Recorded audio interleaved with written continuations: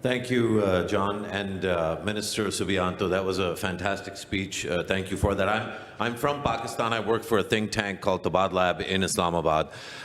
We in Pakistan have always admired and maybe almost enviously looked at Indonesia as a big brother, being the largest Muslim majority country on the planet.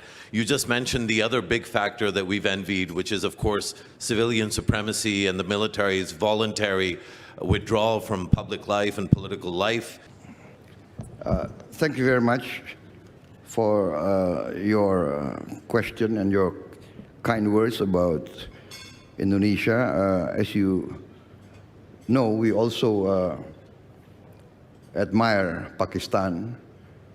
I would like to make this observation. I believe, from my own experience, that extremism, radicalism of any sort will thrive when there is poverty, when there is inequality, when there is injustice, when the common people lose hope, when the poor do not get the same treatment in the courts of law, when they feel abandoned by the powerful. This is fertile ground for radicalism, for extremism. Thank you, Minister, for those opening remarks, and we will certainly distribute your remarks as soon as we have them finalized. I was lucky enough to read your full text, and there are many other perceptions there that I think could be usefully shared. We might just take one or two questions before we leave now for dinner.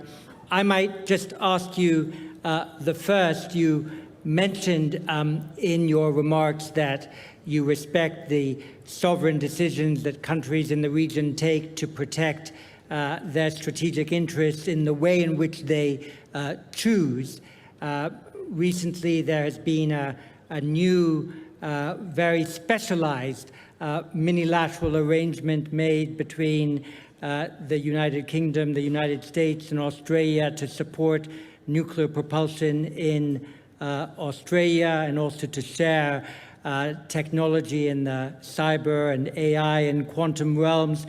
Is that a minilateral arrangement that Indonesia can see as supportive of the strategic situation in the Indo-Pacific? Well, officially, our position is that, of course, Southeast Asia should remain nuclear-free. And the fear, of course, among Southeast Asian nations is that this will spark an arms race. This will spark more countries seeking nuclear submarines. And we know that now the technology is there. I think many other countries can very soon have nuclear submarines. I would say Japan, India, and many other countries. So that's the concern. But as I said, the emphasis of every country is to protect their national interest. If they feel threatened, if they feel that they have an existential threat, they will do whatever they can to protect themselves. And this is what I mean, that we understand that and we respect them. And therefore, for us, it makes us even more anxious to maintain dialogue, to maintain relationship, to mediate between these great powers. But as I said, that every country will do what they can to protect their national interest. If they feel threatened, we fully understand what they will do.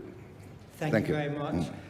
I thought there was one question from here, from Musharraf Zaidi.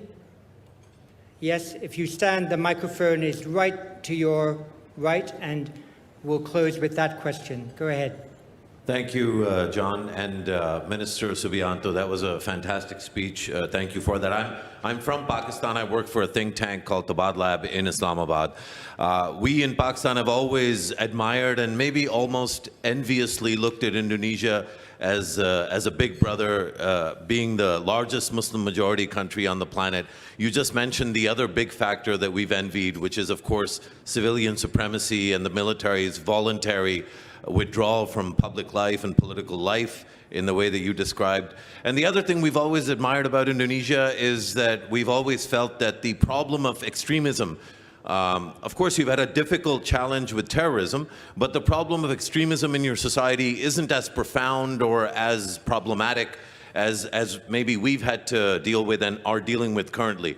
Over the last few years, though, as you successfully fought the war on terror, which Pakistan also did, in obviously different contexts with some connections, including Al-Qaeda's influence both in our part of the world and your part of the world, there was an increase in extremism in society more broadly. So I wanted you to maybe talk to us a little bit, not so much about the success of beating down terrorism, which you've successfully done, but the challenge of the coming decade and longer in terms of the pressures on politics and society and the state from within society, the growth of extremism, so that the strength that you have as a Muslim majority nation slowly begins to maybe corrode at some of the other strengths that you have as a society, and then threatens obviously the wider ambitions Indonesia has, both within the country and beyond its borders.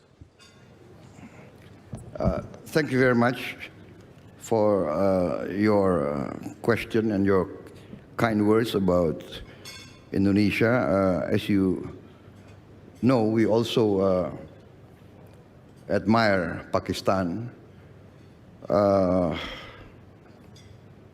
would like to make this observation. I believe, from my own experience, that extremism, radicalism of any sort will thrive when there is poverty, when there is inequality, when there is injustice, when the common people lose hope, when the poor do not get the same treatment in the courts of law, when they feel abandoned by the powerful, this is fertile ground for radicalism, for extremism. When there is justice, when there is real democracy, when there is accountability of leaders, when there is equal treatment in the courts of law, all these factors will make the extremist and radical propagators irrelevant. This is my conviction. So the challenge is, how do we provide these essentials? Social justice, economic justice, clean government, rule of law, equality of law in front of the courts. This is my conviction. And then we can have prosperity. Then we can have peace. This is our experience. This is our experience.